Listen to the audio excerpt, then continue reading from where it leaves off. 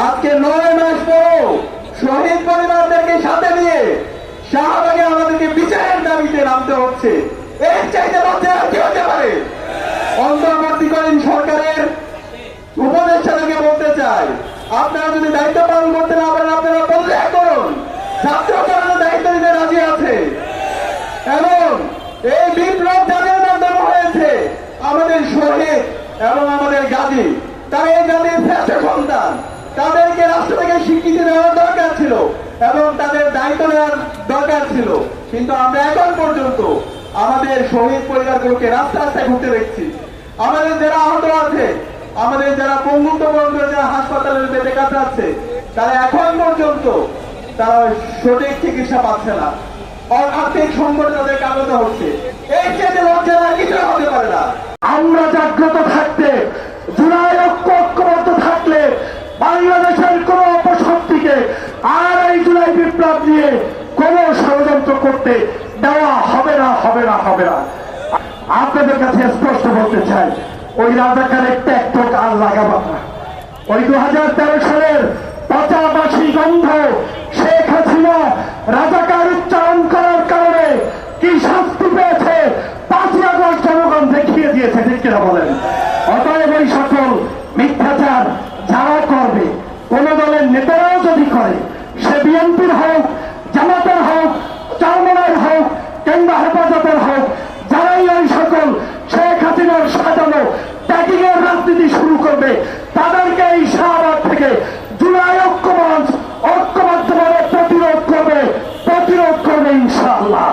অতএব উপদেষ্টারা সাবধান হন, আমরা জাগ্রত থাকতে শয়তানি করতে পারবেন না। আমি তো স্পষ্ট করে বলতে চাই, শেখ হাসিনা সরকার গুলি করে আমাদের ভাইদেরকে শহীদ করেছে, গুলি করে আহত করেছে। আজকে 10 মাস পরে আমার কোন ভাই যদি হাসপাতালে বেড়ে কাটতে মৃত্যুর কোলে ঢলে পড়ে শহীদের নামে তালিকা বড় করে, আমি মনে করব তার জন্য বর্তমান যারা ক্ষমতায় আছেন তারাও কম দেয় নন। যদি তাদের পাশে আমরা প্রকৃত পক্ষে যদি তাদের পাশে আমরা দাঁড়াতাম, তাদের সুচিকিৎসার ব্যবস্থা করতাম, দেশে দিতে আমার ওই ভাইরা হয়তো মৃত্যুর করে ঢলে পড়ে শহীদের কাটা লম্বা করতো না।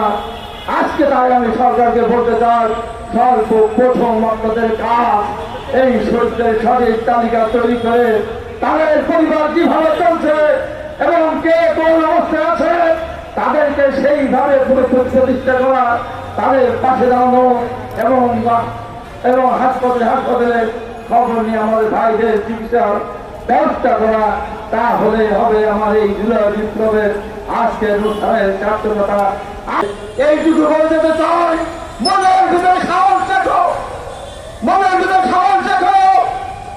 কোনদিন আর কেউ এসে ওই জুলাই বিপ্লবীদের গায়ে একটা প্রসঙ্গ ছিঁড়তে পারবেন না।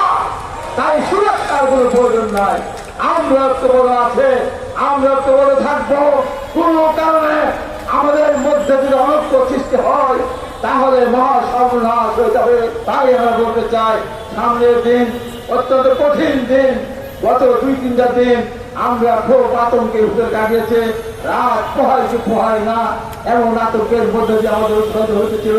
কেন মাত্র 10 মাসের ভাষায় কেন এই অবস্থা হবে? এই অবস্থা কেন সৃষ্টি হলো? আমাদেরকে খুঁজে বের করতে হবে। তাই এখানে বলতে চাই, দেশের পরিষদে যারা আছেন তাদেরকে মনে করতে হবে, আপনাদের কারণে আপনাদের জায়গায় আসেননি।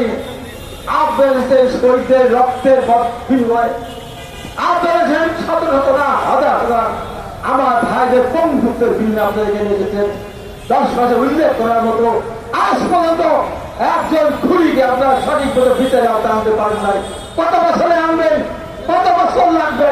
আমার দেশ থেকে 2000 শহীদের যে তালিকা, সেই আবু সাইদ মুগ্ধ অসীম থেকে শুরু করে আমার যে ভাইরা শহীদ হয়েছে আজ পর্যন্ত তাদের কই একটি মামলা শুনেছিলাম, শুধু তাদের কাছে নাম হয়েছে, আর এগুলি গেল কোথায়?